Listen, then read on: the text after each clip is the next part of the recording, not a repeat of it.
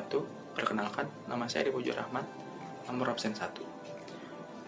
Pada kali ini, saya akan menjelaskan mengenai penelitian yang telah dilakukan, yaitu penelitian yang berjudul Pengaruh Komunikasi Keluarga terhadap Pembentukan Karakter Mahasiswa Ilmu Komunikasi Universitas Negeri Jakarta. Penelitian ini menggunakan paradigma positivisme, yaitu pada dasarnya menggunakan penalaran deduktif untuk mengedepankan teori yang diuji melalui desain penelitian yang telah ditentukan. Kunci dari penelitian yang menggunakan paradigma positivisme adalah eksperimen yang memungkinkan untuk menguji sebab akibat melalui proses manipulasi dan observasi. Pendekatan dalam penelitian ini adalah pendekatan kuantitatif yang mencoba untuk menggambarkan realita yang ditemukan melalui angka-angka statistika. Metode yang digunakan adalah deskriptif kuantitatif. Jakarta.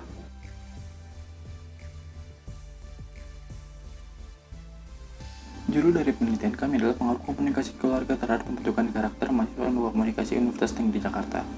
Latar belakang dari penelitian ini adalah di mana pentingnya komunikasi keluarga dalam upaya pembentukan karakter pada seseorang, terutama remaja yang sedang menuju tahap pendewasaan. Kami ingin melihat apakah ada pengaruh di antara kedua hal tersebut. Penelitian ini bertujuan untuk mengetahui pengaruh komunikasi keluarga terhadap pembentukan karakter.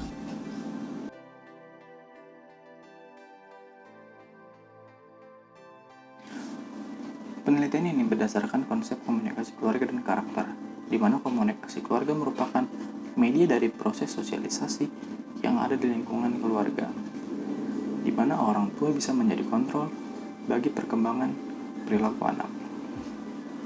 Sementara karakter merupakan kepribadian yang melekat pada sifat seseorang yang memiliki beberapa pilar, diantaranya nilai religius, nilai sosial, dan nilai diri.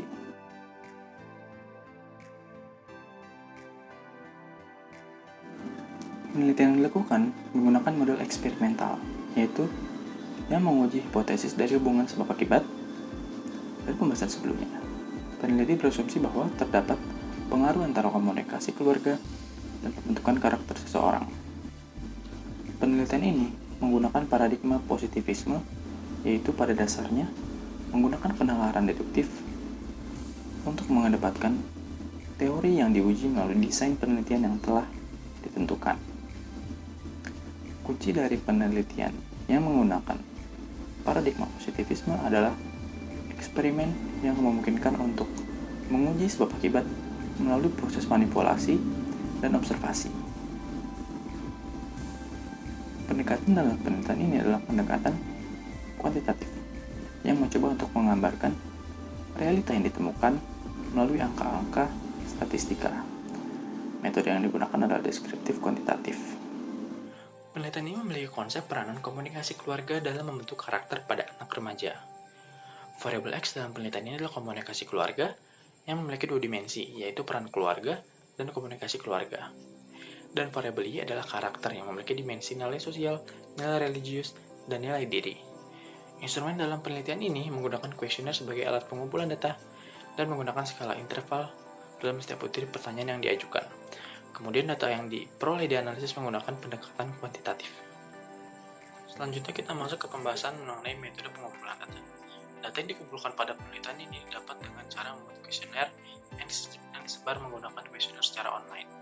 Kuesioner yang digunakan oleh kami berupa Google Form yang disebar melalui sosial media kepada mahasiswa ilmu komunikasi UIN Jakarta tahun 2019 serta mengumpulkan sumber-sumber pendukung lainnya melalui buku dan literatur jurnal. Selanjutnya adalah validitas. Validitas sendiri adalah derajat ketepatan antara data yang diperoleh di lapangan dengan data yang dilaporkan peneliti. Kegunaan dari validitas adalah untuk mengetahui sejauh mana ketepatan dan kecermatan suatu instrumen dalam pengukuran di sebuah penelitian dalam melakukan fungsi ukurnya. Karena skala yang digunakan dalam penelitian ini adalah skala interval, maka analisis validitas yang digunakan adalah metode KMO dan Barlates. Standar instrumen penelitian dikatakan valid jika nilai signifikansi pada pengujian KMO dan Barlates menunjukkan angka yang lebih besar dari 0,5. Nilai signifikansi pada variabel X menunjukkan nilai 0,791, maka instrumen yang digunakan pada variabel X adalah valid. Begitu pula dengan variabel Y yang menunjukkan nilai signifikansi sebesar 0,739. Selanjutnya adalah reliabilitas. Dalam penelitian yang menggunakan metode kuantitatif, kualitas pengumpulan data sangat ditentukan oleh kualitas instrumen atau alat pengumpul data yang digunakan dalam penelitian. Suatu instrumen penelitian dikatakan berkualitas dan dapat dipertanggungjawabkan jika sudah terbukti reliabilitasnya. Reliabilitas adalah tingkat ketetapan suatu instrumen mengukur apa yang harus diukur. Rumus yang biasa digunakan adalah rumus Cronbach alpha yang bisa dengan mudah diaplikasikan pada software SPSS. Nilai Cronbach alpha memiliki nilai minimum 0,6 dan nilai maksimum 1. Jika pengujian reliabilitas menunjukkan angka alpha dari 0,6 hingga kurang dari 1, maka instrumen penelitian dapat dikatakan reliable. Dalam pengujian dari instrumen penelitian, kami menunjukkan nilai alpha variabel X sebesar 0,885 yang menunjukkan instrumen yang digunakan pada variabel X adalah reliable. Begitu pula dengan variabel Y yang menunjukkan nilai alpha sebesar 0,874. Selanjutnya kita masuk ke pembahasan mengenai univariat. Analisis univariat adalah analisis yang dilakukan per variabel yang bertujuan untuk meringkas data hasil pengukuran sedemikian rupa sehingga kumpulan data tersebut berubah menjadi informasi yang berguna. Dari analisis univariat ini kita bisa menilai kecenderungan penilaian responden melalui perhitungan indeks. Persentase perhitungan indeks tersebut dapat didapat dari jumlah mean atau rata-rata dari butir pertanyaan dibagi nilai maksimum yang dapat diperoleh. Jumlah mean dari pertanyaan yang ada di variabel X sebesar 33,63 dari nilai maksimum yang dapat diperoleh adalah sebesar 40. Maka angka indeks yang diperoleh dari variabel X adalah sebesar 84%. Angka 84% tersebut menunjukkan kecenderungan responden setuju dengan konsep dari variabel X. Lalu kita ke variabel Y.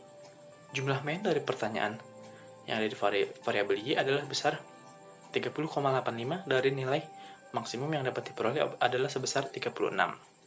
Maka angka indeks yang dapat diperoleh dari variabel Y adalah sebesar 85%. Angka 85% juga menunjukkan kecenderungan responden setuju dengan konsep dari variabel Y. Selanjutnya adalah analisis bivariat. Analisis bivariat adalah analisis secara simultan untuk melihat apakah suatu variabel memiliki hubungan dengan variabel lain atau tidak. Analisis bivariat terdiri atas metode-metode statistik inferensial yang digunakan untuk menganalisis data dua variabel penelitian. Tujuan dari analisis bivariat adalah untuk mendeskripsikan distribusi data, menguji perbedaan, dan mengukur hubungan atau pengaruh antara variabel yang diteliti. Pada penelitian yang berusaha untuk mengetahui pengaruh antara dua variabel, kita bisa menggunakan metode regresi linear, yaitu variabel X sebagai variabel independen dan variabel Y sebagai variabel dependen. Dua buah variabel dapat dikatakan memiliki pengaruh, harus memiliki sekurang-kurangnya dua syarat, yaitu nilai signifikansi kurang dari 0,05, dan yang kedua, nilai T hitung lebih besar dari T tabel. Kita lihat dari persyaratan pertama. Nilai signifikansi menunjukkan angka sebesar 0,01. Hal tersebut menunjukkan bahwa variabel yang diteliti memiliki peluang untuk dapat dikatakan memiliki pengaruh. Persyaratan kedua, nilai T hitung dari hasil uji regresi linear menunjukkan angka 7,82 yang berarti lebih besar dari T tabel untuk responden yang berjumlah 45 orang, yaitu sebesar 1,68. Dua persyaratan telah terpenuhi, berarti variabel yang diteliti memiliki pengaruh. Dari hasil uji instrumen tersebut, peneliti menarik kesimpulan bahwa terdapat pengaruh antara komunikasi keluarga dan pembentukan karakter. Terima kasih, sampai jumpa.